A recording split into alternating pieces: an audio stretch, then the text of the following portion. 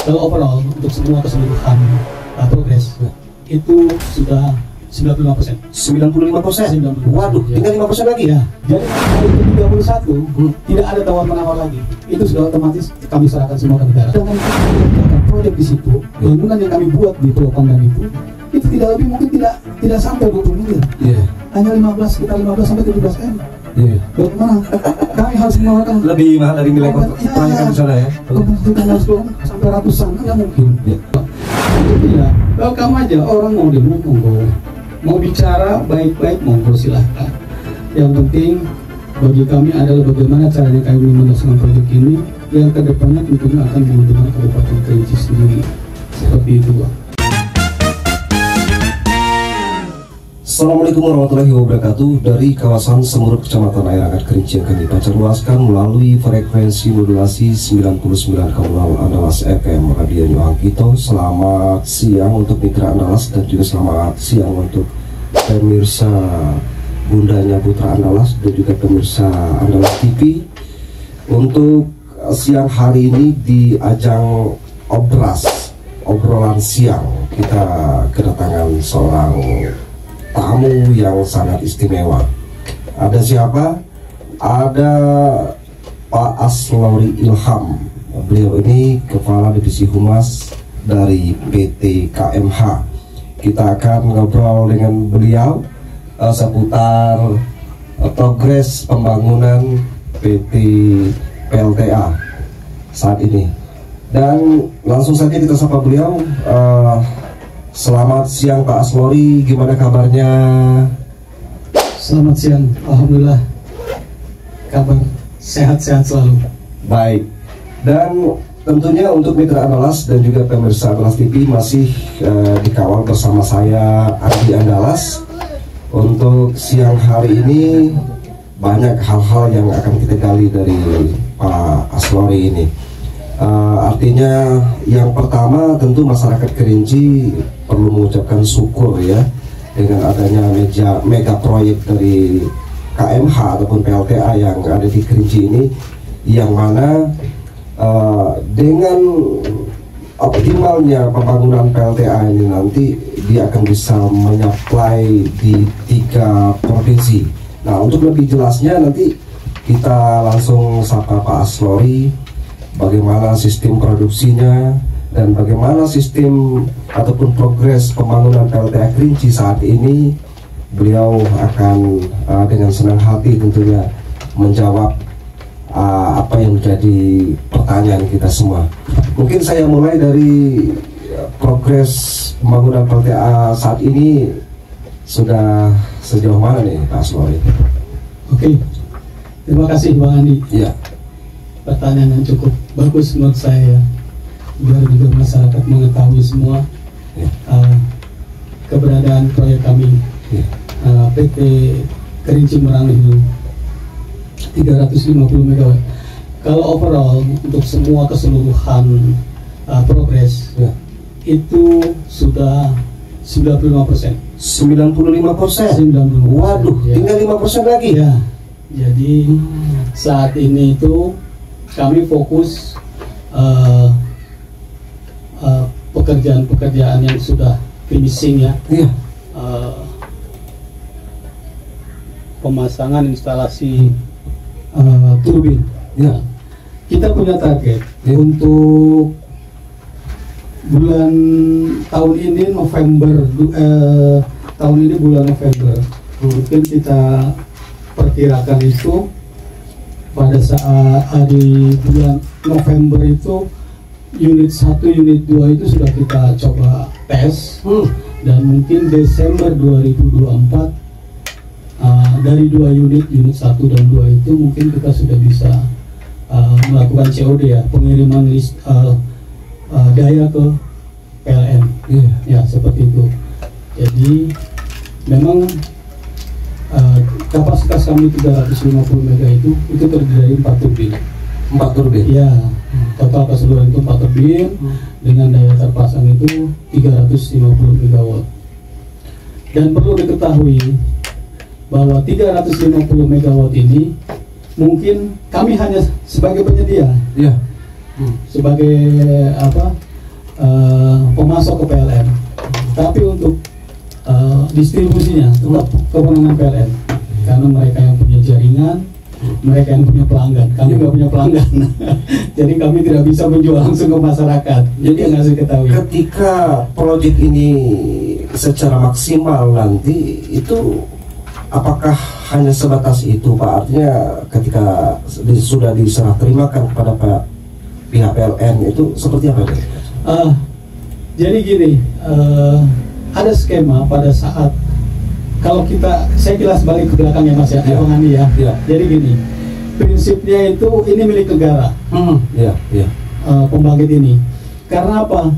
Karena kami hanya diberikan kewenangan mengelola itu hanya 30 tahun. 30 tahun? 30 tahun itu artinya kami harus mengoperasikan itu, bukan harus ya, memang dari sudah tanggung jawab ya. Perjanjiannya seperti itu, PPA-nya, Power Progress Agreement-nya dengan PLN seperti itu. Jadi skemanya itu kan BOT. BOT, bulat operasional transfer. Jadi dibangun, kami mengoperasikan, langsung alihkan selama 30 tahun. Jadi nanti tahun ke-31 tidak ada tawar-menawar lagi. Itu sudah otomatis kami serahkan semua ke negara. Dalam hal ini lah PT Perusahaan Listrik Negara PLN Persero. Jadi kami hanya punya hak kelola selama 30 tahun ya. 30 tahun itulah kami harus mengembalikan pinjaman kami ke bank-bank sindikasi yang mendanai kami selama ini. Karena jarang ya perusahaan swasta sebesar apapun yang membangun dengan modal sendiri, termasuk kami juga. Memang modal awal ada, tapi ini kan proyek, katakan satu proyek strategis nasional, kedua juga mega proyek, karena biayanya itu sudah sekitar triliun ya, atas 10 T ya, seperti itu. Jadi itulah yang kami bangun ini sudah bukan fasilitas kami murni milik swasta, bukan, tetap akan kami kembalikan ke negara. Seperti yang lainnya juga kan banyak Bang, kayak jalan tol begitu yang dibangun-bangun swasta. Itu kan nanti mereka akan diambil alih oleh Jasa Marga.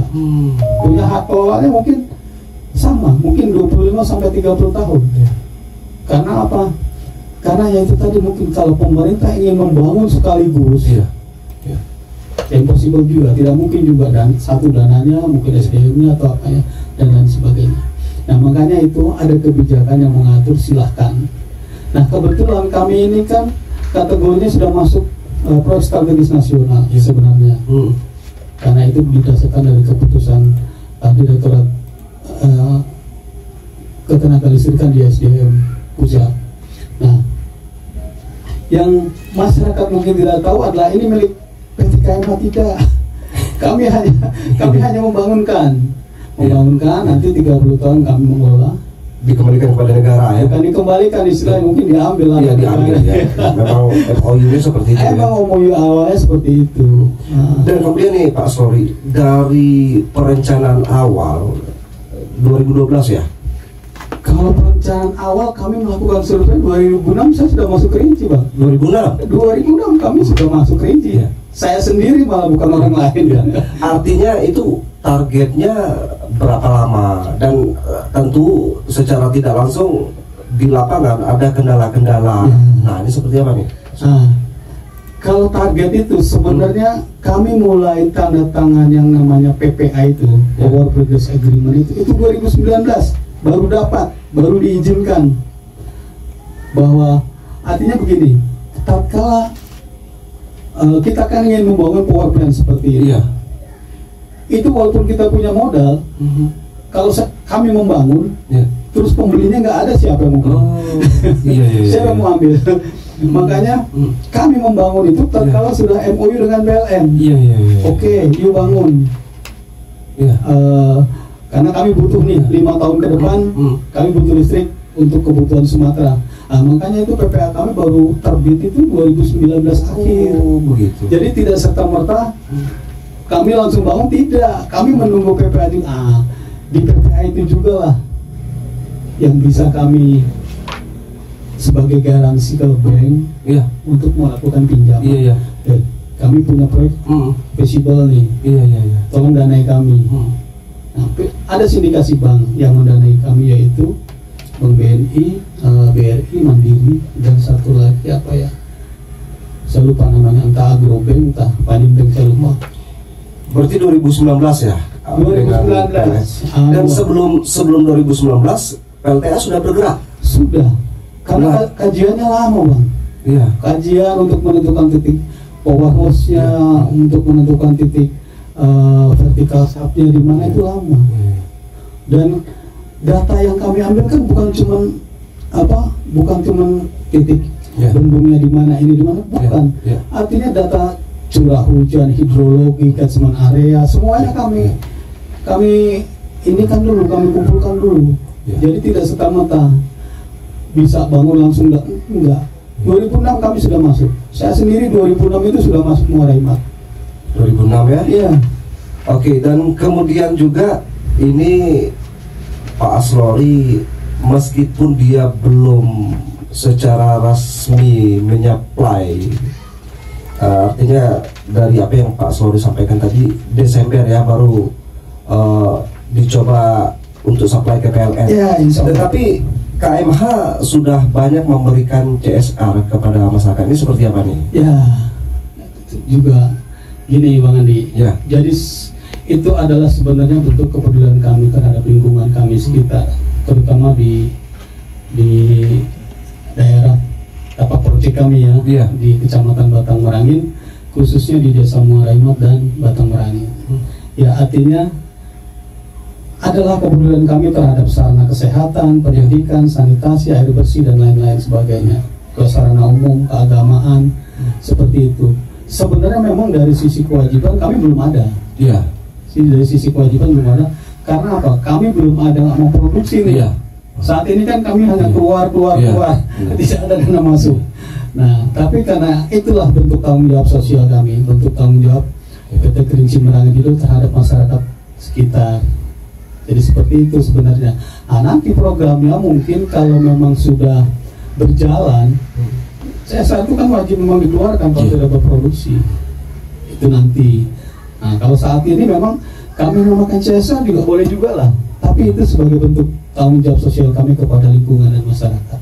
Kalau kita berbicara kendala sejauh ini, Pak Aslori, yang itu cukup berarti apa namanya? Ya, kalau kendala memang saya katakan di mana ada proyek pasti di situ ada dampak. Entah itu dampak besar atau dampak kecil, itu biasa menurut kami ya. Apalagi kami yang boleh dikatakan mega project lah, tentu dampaknya ya wow begitu. Saat ini memang kami sudah bisa berjalan, artinya kita bekerja sama juga dengan para stakeholder di lapangan, ya, dengan teman-teman lembaga adat, dengan teman-teman komunitas pemuda dan masyarakat umumnya di situ. Ya alhamdulillah sih memang walaupun sampai saat ini ada yang belum clear ya, walaupun menurut saya ada yang sering terjadi kesalahpahaman. Itu antara miss, kemungkinan juga adalah beberapa mungkin yang katakan ya bisa dikatakan yang tidak terakomodir seperti itu. Benar. Jadi ya kami paham karena memang ya kami sih. Tapi cara dia mengekspresikan dengan adanya demo misalnya. Seperti itulah kami juga nggak menampik, kami tidak juga membuang diri terhadap demo-demo, aksi demo itu ya, tapi kita sampaikan apa adanya. Ini kami kan juga masih berproses, betul, masih berproses berjalan terus. Justru ya alhamdulillah sekarang walaupun ada 1-2 hambatan, yang penting progres kami bisa berjalan. Kalau untuk terkait demo di Pulau Pandan kemarin itu bagaimana Pak Aslori menanggapinya? Ini soalnya banyak informasi yang simpang siur ini. Ya. Ini saya ingin klarifikasi juga di sini. Saya juga kemarin ada sempat yang saya ingatkan ke teman-teman ya, tolong beritanya diluruskan dulu, cari sumber yang benar, dan berita itu harus berimbang.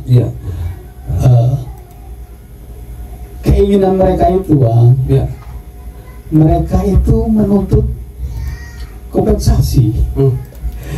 Kompensasi yang menurut kami itu apa ya, nilainya itu sangat wah. Permintaannya 1 kakak sekian ratus.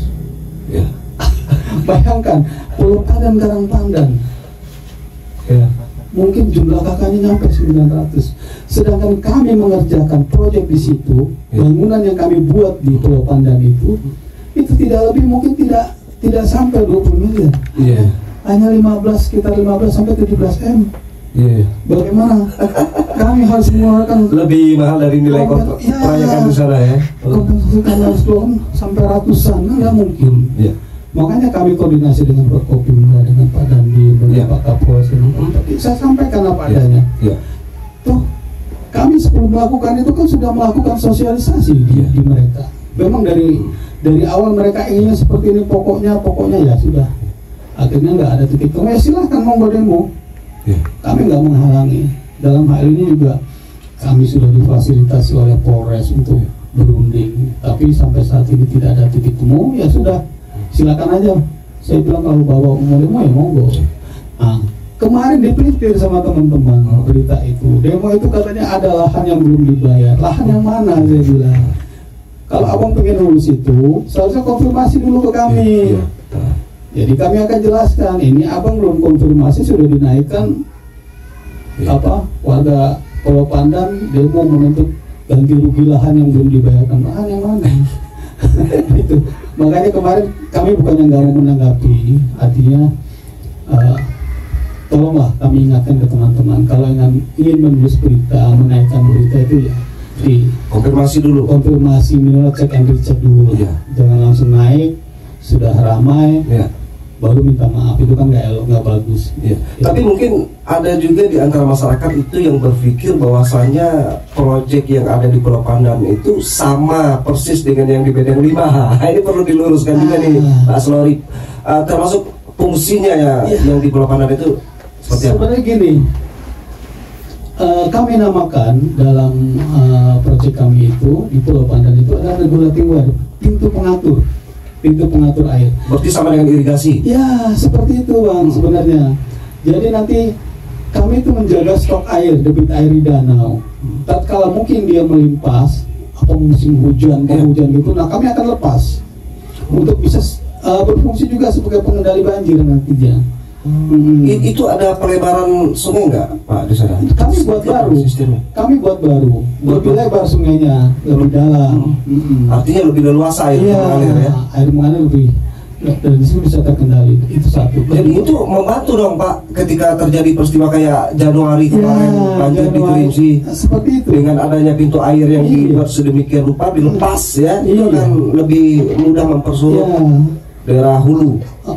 Air akan cepat turun ke Sungai Batang Merangin, karena yaitu mungkin ketidaktahuan masyarakat, ketidaktahuan teman-teman. Karena itu sempat heboh, katanya bendungan jebol. Logikanya di mana? Saya sampaikan ke teman-teman, loh bendungan kami aja belum jadi, apanya jebol, saya bilang. Saya sampai undang teman-teman, silakan datang ke lokasi bendungan mana yang jebol. Ya itulah. Makanya pemberitaan itu saya hanya wanti-wanti ke teman-teman, berpesan, tolonglah, saya undang mereka. Anda lihat lokasi sendiri. Kalau toh bendungan itu sudah berfungsi, kalau toh itu jebol, ya mungkin bukan sungai penuh yang kebanjiran, tapi ya daerah hilir sana. Nah, jadi Pak Aslori, gimana nih endingnya dari adanya aksi kemarin di Pulau Pandan? Kami kan langsung koordinasi dengan Forkopimda. Kebetulan waktu itu yang hadir ke lokasi itu ada Pak Dandi dengan Pak Kapolres, dimediasi oleh mereka. Sebenarnya kami tidak tutup mata juga terhadap masyarakat. Tawaran kompensasi kami tawarkan. Rasanya nggak elok juga kalau saya sebut di sini lah. Kami tawarkan, tapi mereka tidak mau. Inginnya cash and carry.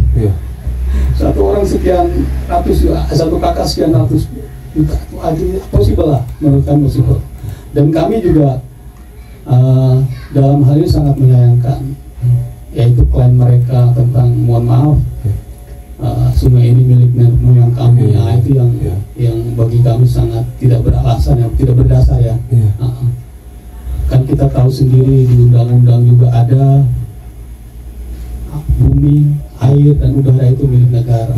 Sepanjang itu untuk kepentingan umum, kenapa tidak? Iya. Begitu.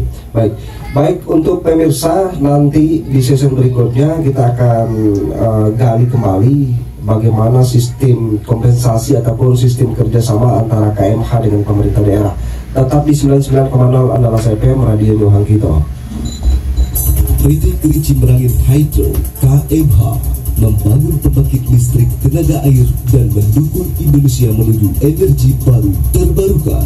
Kerinci Merangin Hydro mendukung lingkungan dan kehutanan, kewirausahaan, kesehatan, sanitasi dan air bersih, sosial dan mitigasi, pendidikan, infrastruktur, keagamaan, kepemudaan, dan pariwisata. Mari kita dukung suksesnya proyek PLTA berkapasitas 350 MW 2025. Pesan ini disampaikan oleh PT Kerinci Merangin Hydro.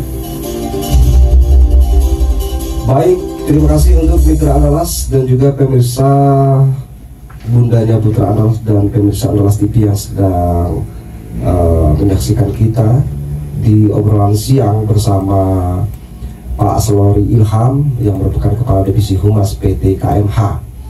Nah, ini seperti apa nih bentuk kompensasi ataupun sistem kerjasama antara KMH dengan pemerintah daerah?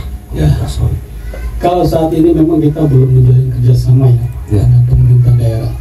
Tapi kalau untuk komitmen tuh kalau komitmen belum ada. Cuman kan nanti selama ini kan kami mohon bang. Kalau pajak-pajak yang kami bayarkan itu kan cukup besar. Terutama pajak galian C kemarin pada saat kami melakukan pembangunan bisnis itu kan jutaan kubik. Jadi itu menjadi PAD juga Pak Sore ya. Besar. Terus ya macam-macam lah, ada BPHTB-nya, pembebasan lahan, terus ada juga PPP-nya, dan mungkin nanti yang akan menerima PAD-nya dari Pemda itu kan Kabupaten Kerinci. Karena gini bang, nanti itu kami membayarkan pajak air permukaan itu kan bukan kubik yang dihitung, tapi berdasarkan KWH yang keluar. Satu KWH-nya itu saya nggak pasti, nggak kurang ini ya, mungkin sekitar Rp60 atau berapa, tapi ini kan KWH-nya itu jutaan KWH. Per tahunnya mungkin kalau estimasi saya itu pajak air permukaan mungkin ya kalau menyentuh angka 10 mungkin lebih 10 miliaran ya untuk pajak air permukaan kami nanti per tahun, belum pajak-pajak yang lainnya kan. Nah, seperti itu. Kalau kerjasama atau komitmen dengan Pemda kami memang belum ada sampai saat ini. Artinya itu wacananya seperti itu nanti ya Pak Aslori ya, satu KWH nanti yang dikeluarkan akan diberikan kepada pemerintah daerah itu Rp60, tapi dia ini kan jutaan KWH gitu. Benar. Jadi itu ada aturannya sendiri sebenarnya bang. Jadi kalau nggak salah itu misalnya katakan 1 tahun kami membayar 100 juta misalnya ya, itu memang tidak full ke Pemda.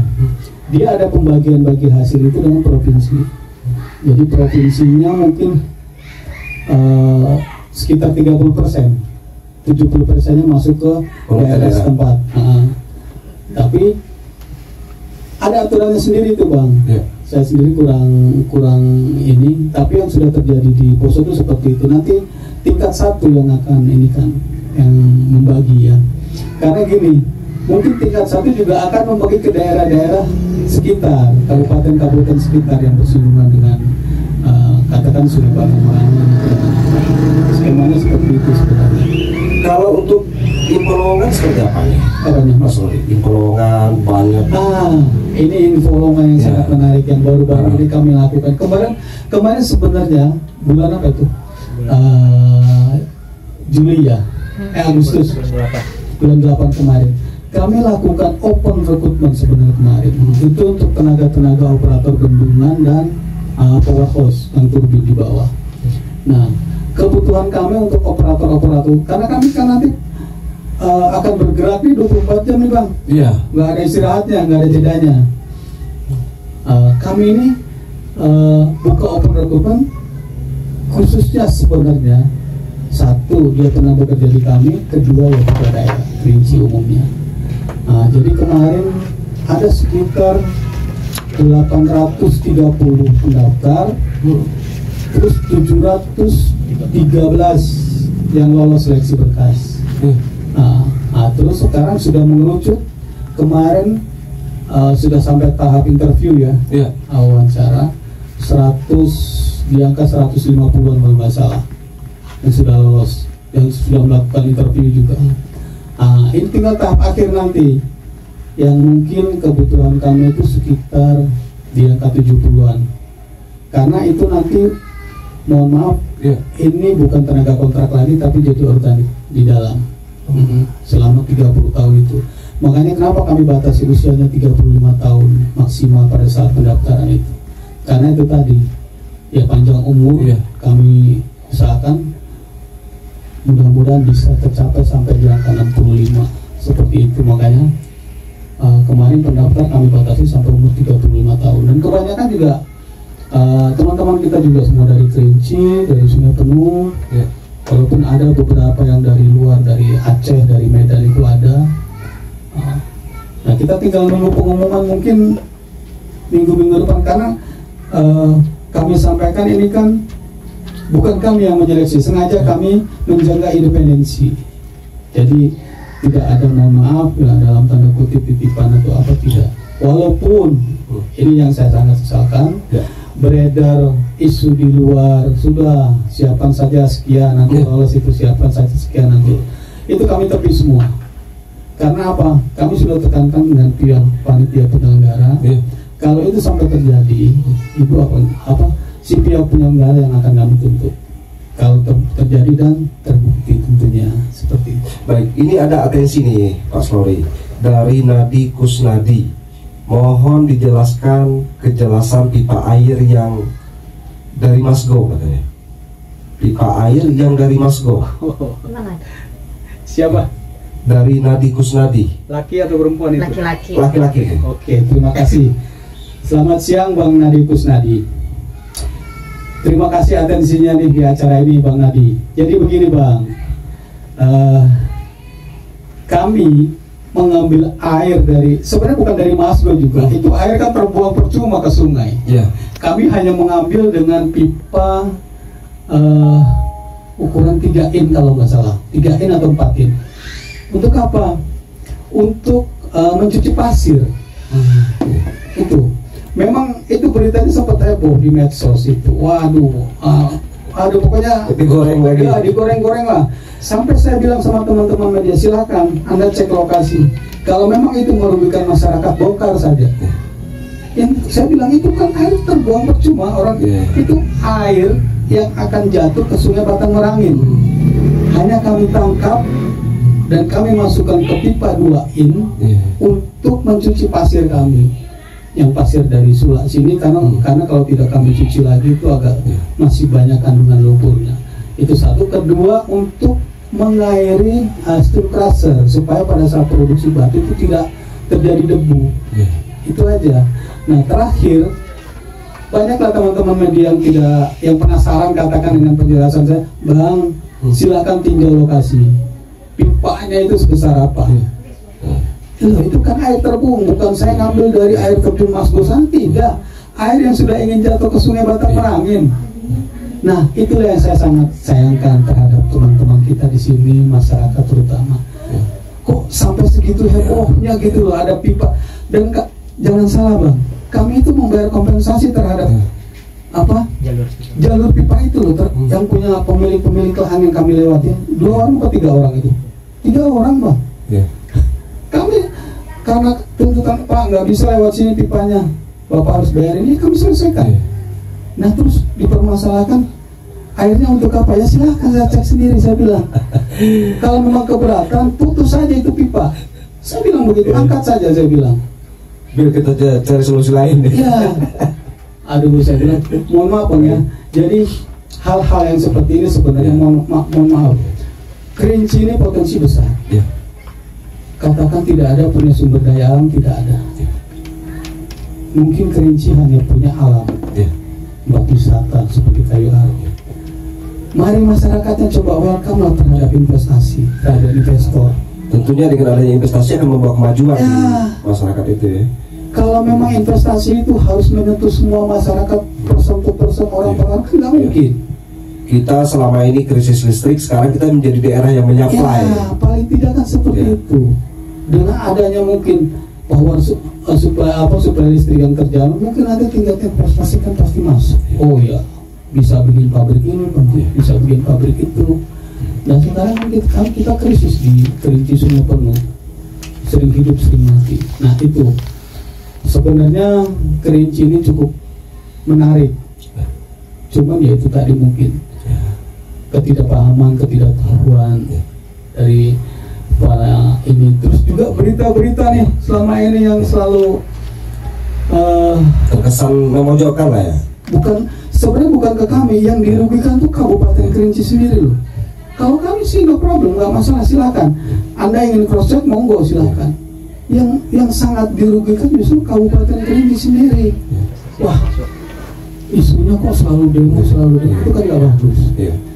Teman-teman kita mahasiswa yang ada di luar, yang orang-orang dari Kerinci, cobalah Anda membangun. Investor lain nanti akan berpikir panjang ya. Iya, jadi melakukan investasi.